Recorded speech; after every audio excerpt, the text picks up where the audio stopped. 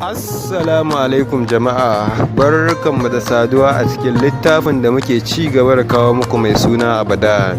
Idan har mai sauraro bai manta ba, mun tsaya ne inda Maryam ta ba mu Abdallah abinci yake ci, inda ta je domin ta ba su da kansa ya tura abincin gefe gami da janyo ta a jikinsa, inda take ce mashi Abdallah ya kamata ka san cewa nan fa ba mu kaɗai bane a cikin gidan nan. Ta yi ƙoƙarin ƙwaci kanta ta kasa, inda ta lafi a jikin nasa, kuma bata san lokacin da bacci ya ɗauke ta ba. Don na subscribe domin kasancewa da mu a goda yaushe. Saukar numfashinsa ne ya alamta mata cewa barci ya ɗauke shi, hakan ya sa ta zara jikinta cikin dubara ta mai da gurbin da filo. Fuskar shi tarwai, fuskar nan tashi mai ɗaukan hankali tana nan sarai. Ta zuba masa ido tana tuhumar kanta na wasu 'yan lokuta, ta janye idanta ta limshe su haɗe da jan ajiyar zuciya. Mera ce ta faɗo mata a rai, sai ta ja ɗan siririn tsaki, kana ta sauka daga kan katifar.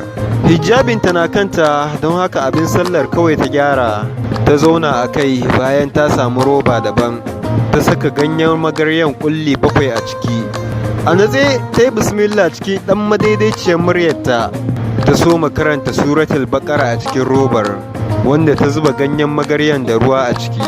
Karatun take cikin sassanyar sauti da daɗa mai cike da natsuwa, don suran na ɗaya daga cikin surorin da ta haddace saboda muhimmancinta. Cikin barcin shi ya dinga jin tashin sautin karatun, sai ya gaza buɗe idanunsa duk da ya farka. Sosai yake jin daɗin karatun, wani irin yanayi mai daɗi na ratsa shi. Sannan a hankali ya dinga daga idanun nashi har zuwa lokacin da ya kammala buɗe su gaba ɗaya, ya zube su fes a kan fuskarta. Kallonta yake da yadda bakinta ke motsawa cikin gwaninta, gami da ba ma kowanne harafi haƙƙinsa. Ba kaɗan ba ta burge shi, domin kuwa komai nata mai kyau ne da nutsuwa. Sai ta tunatar da shi wani ɓangare mai girma da ya manta ko ya saki a karatunsa, wanda ya daina tilawa. Kan idanun shi ta kammala, ko kaɗan bata san yana kallon ta ba, har ta gama ta karanta falak da nasi, gami da karanta suratul ikhlas a ciki, gami da girgiza ruwan. Sosai take girgizawa har ruwan ya soma kumfa. Ta samu murfi ta rufe, gami da zara hijabinta saboda zafin da ta fara ji sakamakon rashin kitso. Allah ya bata yalwan suma tamkar yadda aka san Fulani da shi. Ta zara ribom ɗinta tana ƙoƙarin tattara gashin a guri guda domin ta ɗaure shi. Bin sumar ta yi da ido, domin kuwa a iya zaman su bai taɓa ganin sumar ta ba, bai taɓa sanin haka gashinta yake ba. Ba ƙaramin burge shi abin yayi ba, domin kuwa yana son mace mai yalwar gashi. Shi ya sanya yawancin lokuta a zamanin ƙuruciyarsa yake mamami tsifa, rabi wasa rabi tsifa, da haka suke kammalawa. Ya ɗan lumshe idansa, kana ya buɗe sakamakon wani abu da ya soki zuciyarsa da kuma tunawa da mamin da ya yi. Ƙaunarta da kuma kewarta ta zame masa sabuwa. Ci gaba da kallonta ya yi, ganin yadda ta tsefe shi ta ɗaure kuma ta yi majelar tamkar alkaki. Ta juya domin sake sanya hijabin nata, suka haɗa ido, gabanta ya faɗi. Shi kenan ya gama ƙare min kallo, ta faɗi a cikin zuciyarta. Murmushi ya saki, ganin yadda take ta faman ƙoƙarin saka hijabin nata. Dube ta tamkar ba mijinta bane ni, ban ga marabarki da mutanen ƙauyen nan ba kam. Ya ce dama ina da damar miƙewa yau, da na ba ki kunya fiye da haka yarinya. Ya faɗa shi ma a cikin zuciyarsa. Fatan shi ɗaya, kada ta gudu. Ai kuwa addu'an tasa bata cika ba, bata amsu ba, domin kuwa tana gama sanya hijabin ta gudu ta bar ɗakin. A bashikin bishiyar dalbejiya ta same su zaune ita da Mairo. Sannu mai ramu, na jiyo ki ai kina karatu, domin kuwa har Mera za ta shiga na ce ta kyale ki, hala Abdullahin kike mawa. Ta ce inna wuro ai yana da kyau kam haka ɗin. Kur'ani kam dama ai waraka ne, wani barcin ya koma. Mera ta faɗa tana kallon ƙofar ɗakin. Sai da ta waiwaya ita ma ta kalli ƙofar ɗakin, kana ta girgiza mata kai. Meran ta ce amma aka bashi shi kaɗai, ai da ko fitowa sai a yi da shi ko inna wuro. Meran ta faɗa tana kallon inna wurin. ta ce kam lallai ta ya kamata a ce ya sha iska duk kuwa da akwai fanka, amma ta Allah ta fi lafiya. Kafin Maryam ta buɗe baki har Mera ta tashi ta fara yin gaba. Da sauri Maryam ta ce, amma inna ba zan iya ɗaura shi akan kujerar ba, ni kaɗai ga kuma Mustapha baya nan. Ita ma miƙewar ta yi ta ce mu je zaki iya insha Allahu, ai jikin ya fara ƙwari ba kamar da ba. Tuni har Mera ta isa ɗakin ta buɗe wheelchair ɗin ta tsaya a gaban katifar Abdallah tana kallon shi. Shi ma idanunsa na kanta, wani abu Maryam ta ji ya taɓa ranta sai ta ɗauke kai ta ƙarasa gabansa gami da tsugunnawa ta ce, inna wura ta ce ko za ka fita waje can ya fi iska mai daɗi. Tana maganar ne fuskar ta na kallon gefe ba inda yake ba. Kai ya gyada yana faɗin alamin to cikin zuciyarsa yana faɗin Allah ya yi ma inna wura albarka. Ko banza ta sama min hanyar da yau zan wuni ina kallon ki, ko da ke ɗin ba za ki kalle ni ba, 'yar ƙauye kawai. Sau uku tana ƙoƙarin ɗaga shi amma ta kasa. Mera tana tsaye ta dame ta da maganar kaza zaki, kin ga yanda zaki. A na hudun ne ta taho da sauri za ta taya ta kama shi. Me haka ne Mero? Lafiyarki? Maryam ɗin ta faɗa a zafafe, domin kuwa ita kanta bata san ta faɗa ɗin ba. Sai daga bisani ta waske domin ci gaba da ɗaga su ɗin. Ƙarshe inna wuri ce ta taimaka suka ɗaga shi ɗin, ta turo shi. Mera da inna wura suka yo gaba. Da ido yake bin su, hirar tasu na bashi sha'awa. Za ya zo a ce yana da bakin da zai saka cikin hirar tasu. Haka nan ya ji jininsa ya haɗu da na inna wuro. Tsohuwa ce mai karamci da dattako, tamkar mamin shi duk da ta fi ta shekaru. Weda ɗin garin ya ji ya masa tamkar a ƙasashen Turai, ba cikin garin Kano ba, cikin garin Kanan ma cikin wani ƙauye. Murmushin da Maryam ta ga yana tashi kaɗan-kaɗan saman fuskarsa ya tabbatar mata da ya ji daɗin zaman gurin. Hakan ne ya ba wa Mera damar matso da kujerar ta ya tsukunne daura da Abdallah. Ta bara bashi labarin ƙauyen nasu da waƙoƙinsu, al'adunsu da kuma yanayin shagulgulansu. Tana bashi labarin inna wura na sa musu baki jefi-jefi. Yadda Maryam ta ga ya ba da hankalin shi sosai kan Meran, sai ta ji ba wai, duk da tana ƙoƙarin nutsar da zuciyar nata. Zamanta da Abdallah daman temporary ne, jiran lafiyarsa kawai take ta kauce ma rayuwarsa.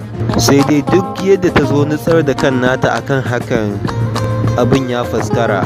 Sai ta yi zaton zama shirin da ta yi ne, saboda haka ta miƙe tana faɗin inna wuro ba ni garin tuwon nan na tankaɗe miki shi.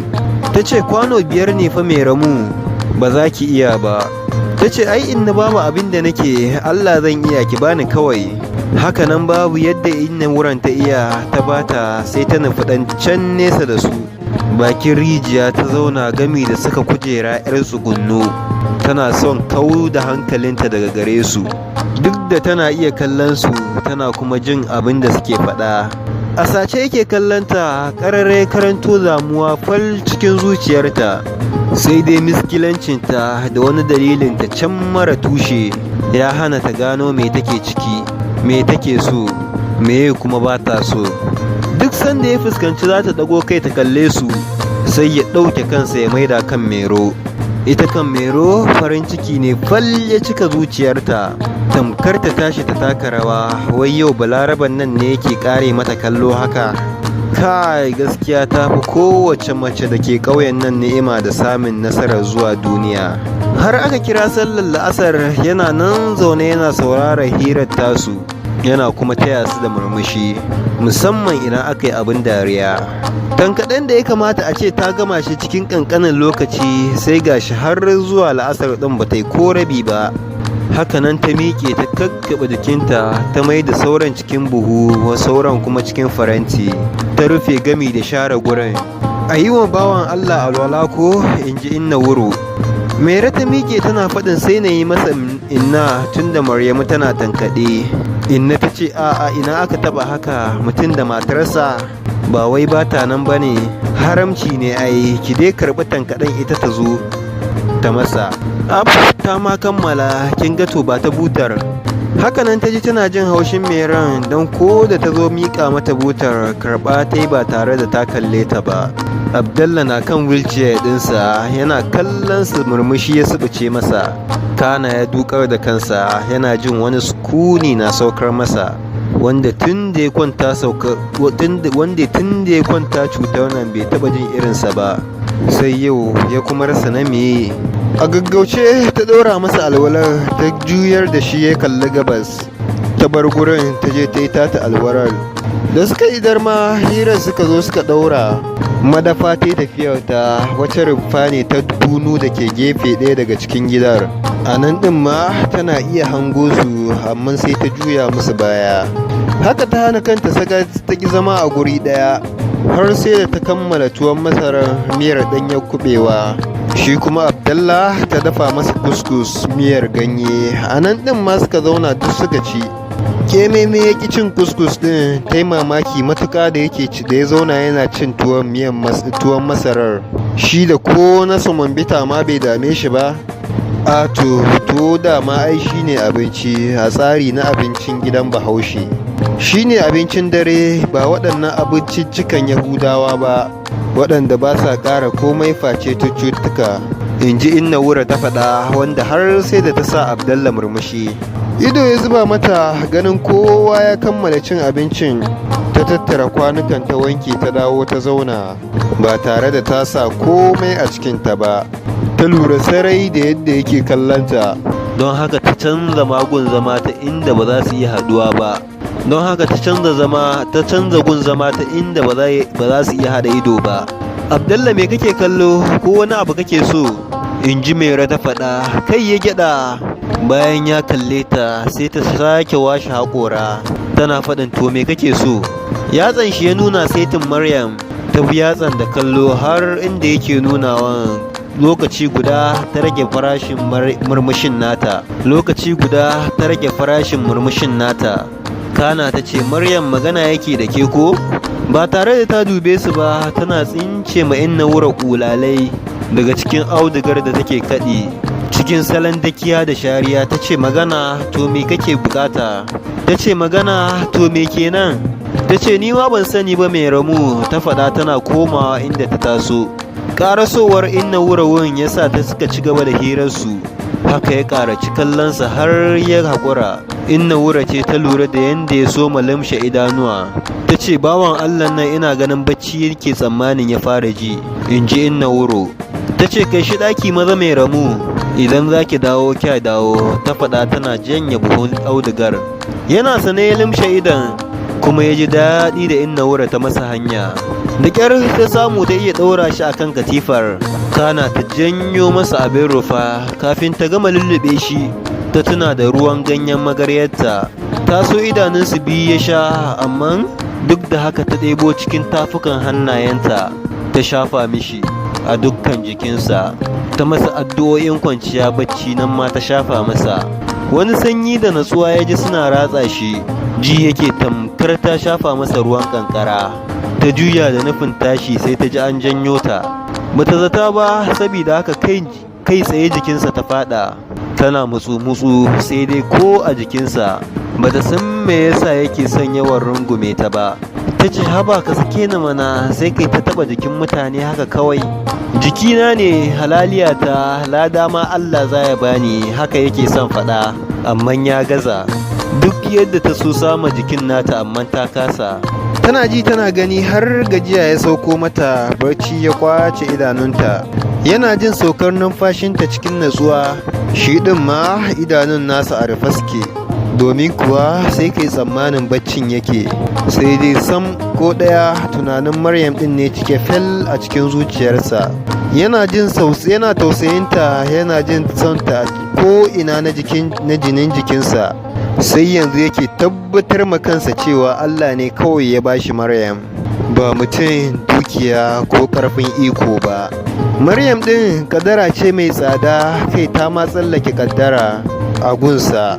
Samun mace mai haracci da juriya kan lalura da halayen mijinta abu ne mai matuƙar wuya a wannan zamani namu. Ya sani sarai ba ta zaman ƙauye, iyakacinta da shi ziyara ta 'yan kwanaki, sai ga yau ta amince ta zauna a cikinsa shi da ita har zuwa lokacin da Allah zai ba shi lafiya ba tare da damuwa, ƙorafi ko kyari ko raki ba. Lokacin da dukkaninsu shi da isa ba san lokacin da zai zo ba, don babu wanda ya san iya tsawonsa baya ga dama da take da shi na tafiya ta barsa, tun da babu zuri'a da tsakaninsu ko iddarsa a kanta. Ya dinga tunaninsu shi da ita na yau, murmushi ya subuce masa, fushi da kishi da ya dinga ganowa cikin ƙwayar idanta. Sai dai ita san bata san da su ba, bata san ma suna bayyanar da kansu ba ga duk yadda ka kai ga ƙoƙarin ɓoye su. Murmushin ne ya sake subuce masa, ya sanya hannunsa ya janye ɗan hijabin da ke saman wuyanta, ya sake zara ribon ɗin kan nata, gashin kanta ya bazu, ya sa hannun shi yana shafa gashin kan. Ya sake zara ribon ɗin kanta, ya sa hannun shi yana shafa gashin kan nata. Santsi da ƙamshinsa na burge sa. Ya yi imani abin da yake ji game da Maryam ɗin wani irin jini a jiki ne wanda ba kowa Allah ke bamawa ba. Ta sake zuba ma kofar ɗakin ido, mintuna na barkatai.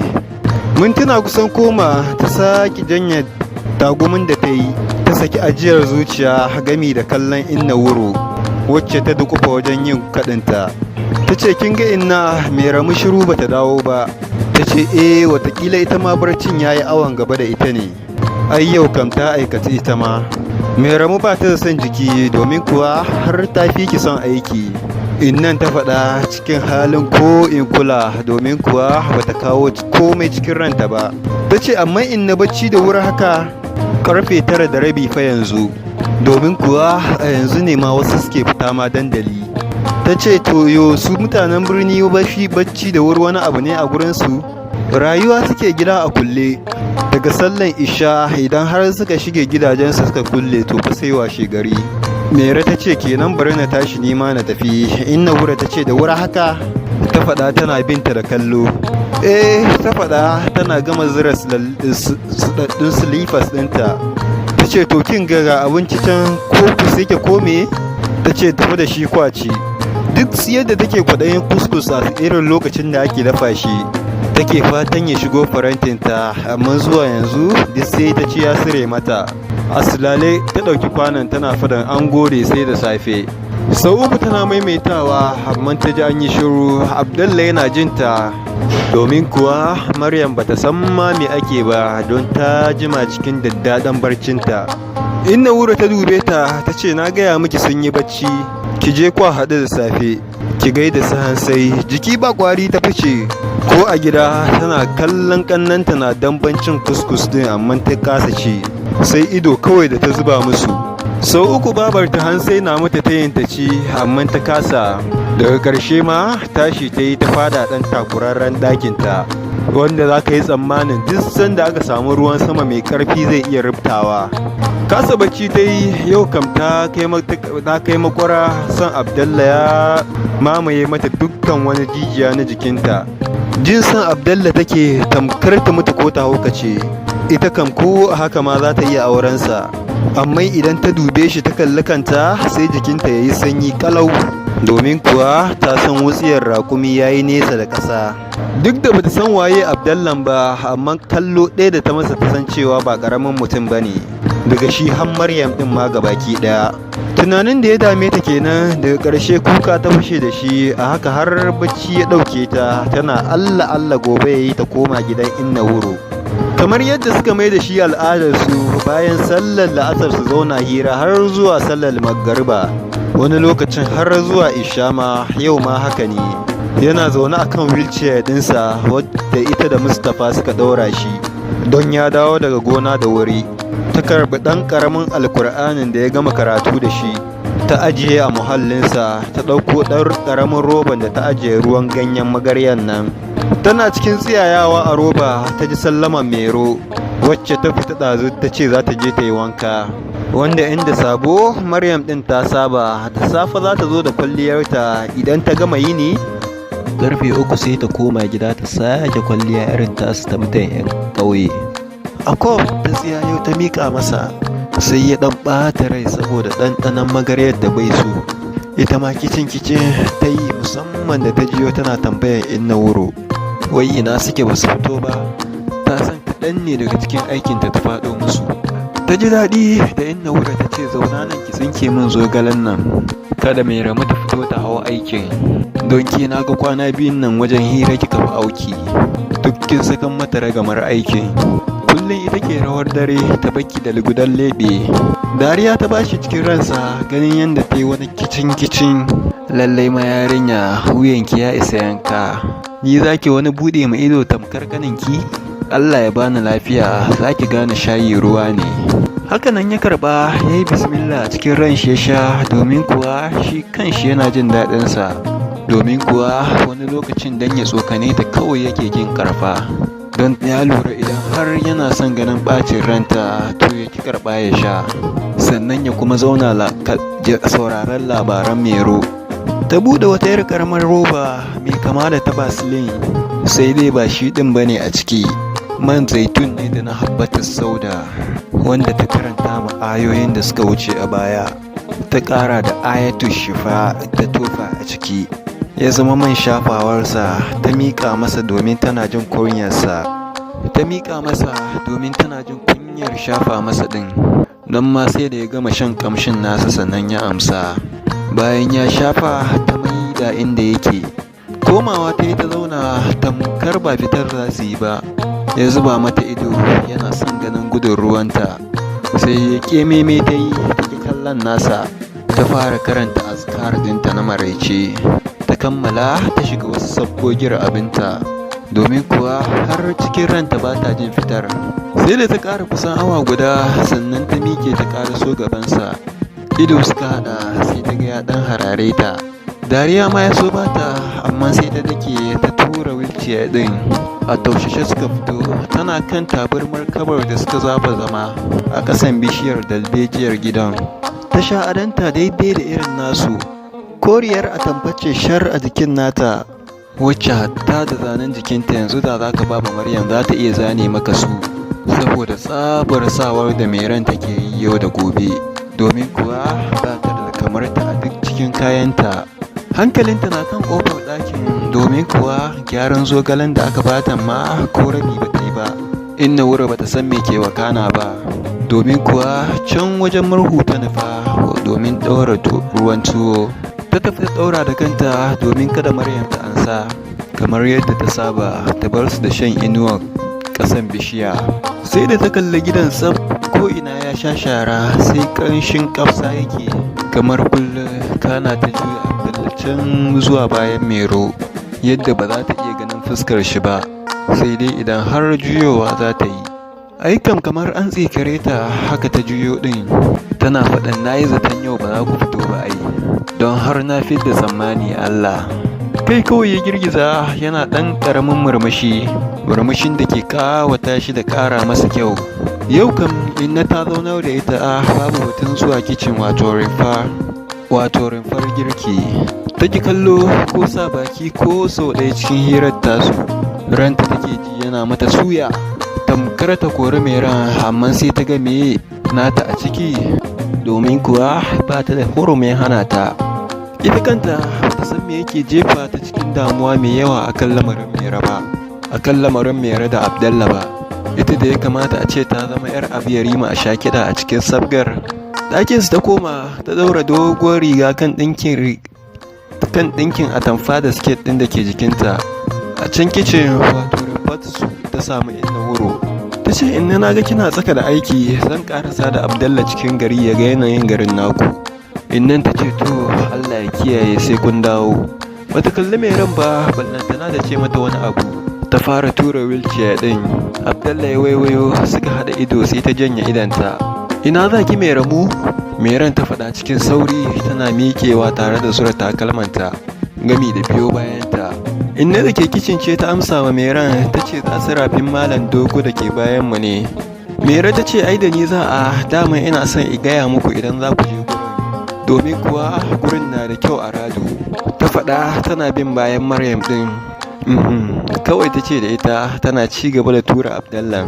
Ta faske Mera na nuna musu gurare, duk da wani gurin ma Maryam ɗauke da kanta take ba kallon take ba, sai dai Abdallah ya ba da hankalinsa sosai, bisa ga dukkan alamu hakan na masa daɗi kuma yana fahimtar bayanan nata. Mairo tamkar ta taka rawa saboda murna haka take ji. Yau ga ta ga larabawan birni duk inda suka yi kalbinsu ake da kallo, har wasu kan tambayi Mairon sai da ce musu ai yan uwanmu ne, wannan yayana ne, take faɗa musu cikin washe baki. Wasu mazan har hannu suke ba mu Abdallah, babu kyama yake ba su nashi hannun suna gaisawa, ko da can shi din a gidan shi ne baya kyamar mara shi. Duk waɗanda kuma suka yi musabahar da shi farin ciki da murna kamar me, musamman idan ya shinshina hannun shi ya ji kamshin turaren Abdallah. Da yawa idan Mairo ta ce musu bashi da lafiya baya iya magana, addu'a sosai suke masa na Allah ya bashi lafiya. Sannan a hankali suka ci gaba da ratsa ƙauyen mai cike da ni'ima, kamar yadda sunan garin yake, ko ina ka duba haka yake, shuke-shuke ne kore tar a ko'ina. A yadda ta ji Mairo na gaya ma Abdallah haka ƙauyen yake ko da ba lokacin damina ba. Cikin mintuna 10 suka isa bakin rafin. Ruwa ne mai kyau yake gudana, ciyayi mai kyau bayyana da shi, wasu fararen dutsuna ne da jajaye ras a bakin rafin, tamkar ana sana aka shirya su. Sai dai ikon Allah ya fi gaban haka ai. Gab da bakin nan Maryam ta aje shi suna iya hango shanu daga baya suna ta kai kawo, mafi yawancin su farare ne kal, sai kuma farin ƙasa jifa-jifa. Shegen surutun Mairo sai da ta gaya masa hatta da mai shanun cewa ɗan garin ne, sai dai duk da dukiyar da Allah ya bashi na shanun, matashi ne don ba zai wuce shekara 30 ba, don ko auren fari bai yi ba. Gefe ta matsa Maryam ta zura kafafunta cikin ruwan ganin yadda yake gudana. Tunanin mama da Hindu ce ya faɗo mata, don kusan babu wanda suke waya da shi a yanzu. Hisham ne ya ce ta haƙura ɗin don kada Nena ta ba da namban ta a tracing ɗinsa, sai dai abin da take jin yana sukuwa cikin ranta, tana jin kamar ya fi haka. Duk da zuban da take yi hankalin shi na kan Maryam, duk da zuban da Mairon take yi amma hankalinsa kan Maryam yake. Ya fuskanci akwai abin da ya taɓa zuciyarta, ji ya yi tamkar ta miƙe da ya fuskanci hawaye take sharewa. Mairo ya yi manuni da 'yan ƙananan fararen dutsunan da ke wajen, ta ɗauko 'yan madaidaita ta mika masa, ga zatanta zai dinga cillawa ne cikin ruwan, har tana faɗin ai ka ɗan yi nesa kaɗan da ruwan, ko na matsa ga kai gaba kaɗan. Kai ya girgiza mata alamun a'a, ya ɗauki ɗaya ya cilla shi ga Maryam, aiko ya sauka a bayanta, sai ta sauri ta waiwayo, take kuwa suka haɗa ido, idan shi ɗaya kana ya kashe mata, sannan ya ɗaga mata kira alamun tambaya, sai ta kawar da kanta ta maida a kan rafin.